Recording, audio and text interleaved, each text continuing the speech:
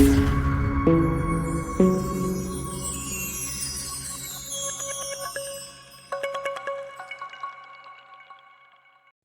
जी और एक बूढ़ी माँ की अद्भुत कहानी। कैसे गणेश जी ने उसकी गरीबी दूर की। बरसात की ठंडी रात थी। गांव के किनारे टूटी हुई झोपड़ी में एक बूढ़ी माँ भूखी बैठी थी। उसके घर में न अनाज था, न जलाने के लिए लकड़ी, लेकिन फिर भी उसके चेहरे पर एक अजीब सी शांति थी।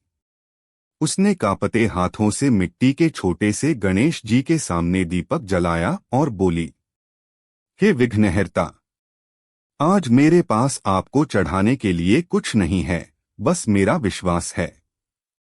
इसे स्वीकार कर लो। उसी समय झोपड़ी के बाहर तेज हवा चली। दीपक की लौ अचानक और तेज जल उठी, और अगले ही दिन ऐसा चमत्कार हुआ जिसने पूरे गांव को हिला दिया। यह कहानी है एक ऐसी गरीब बूढ़ी माँ की, जिसकी सच्ची भक्ति ने स्वयं गणेश जी को उसके घर आने पर मजबूर कर दिया। गरीब बूढ़ी माँ की जिंदगी। बहुत समय पहले एक छोटे से गांव में गंगा नाम की बूढ़ी माँ रहती थी। उसका इस दुनिया में कोई नहीं था।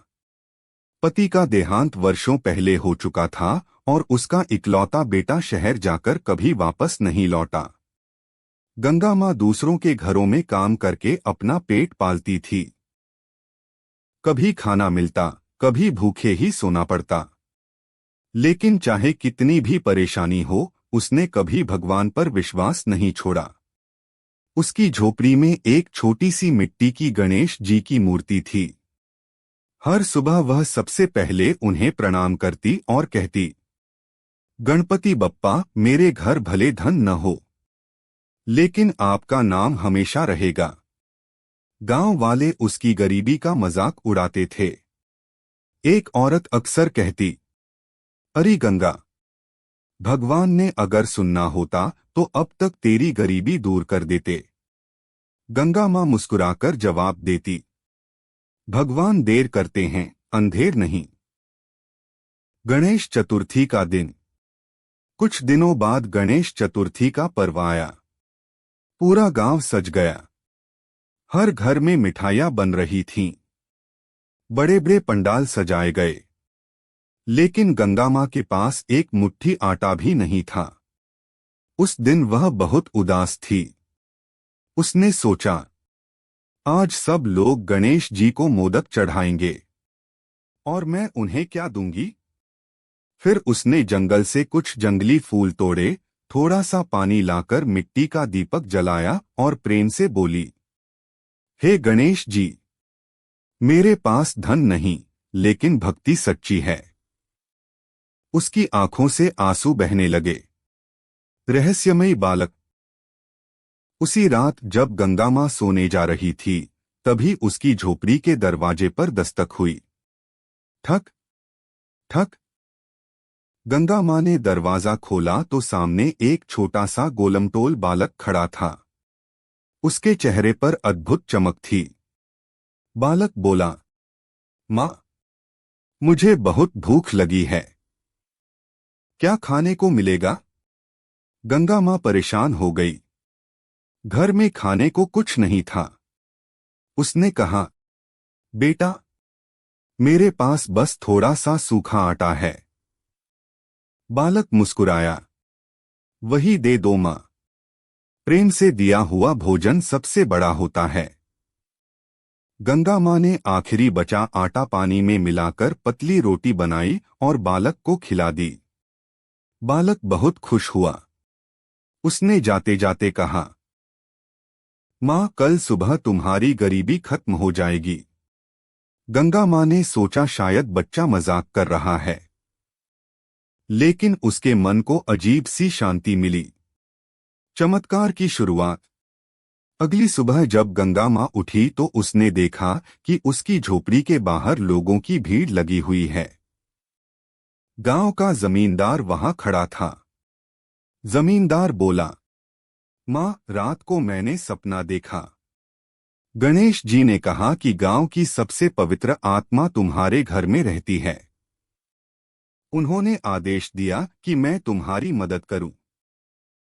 जमींदार ने गंगा मां को अनाज, कपड़े और रहने के लिए एक छोटा सा पक्का घर दे दिया। पूरा गांव हैरान रह गया। जो लोग उसका मजाक उड़ाते थे, वही आज उसके पैर छू रहे थे। असली चमत्कार। लेकिन कहानी यहीं खत्म नहीं हुई।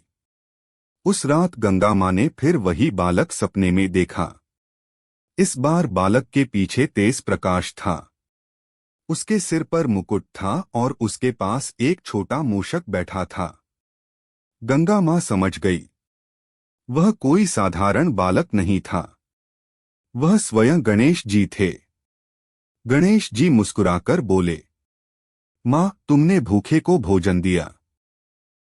तुम्हारे पास कुछ नहीं था, फिर भी तुमने अपना सब कुछ दे दिया।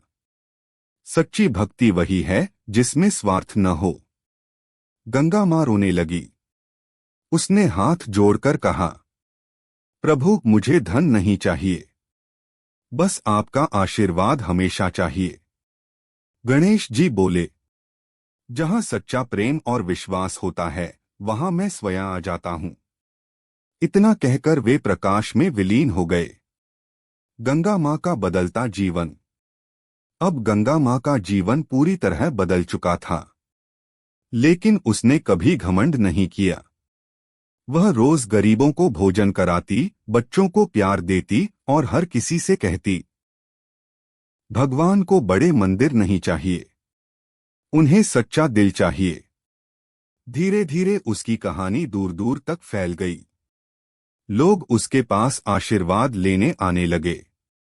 गांव में पहली बार लोगों ने समझा कि असली पूजा दिखावे में नहीं, बल्कि दया और सच्ची श्रद्धा में होती है।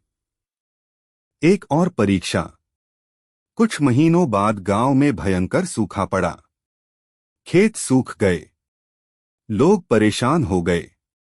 गांव वाले गंगा मां के पास आए और बोले, मां, अब क्या होगा?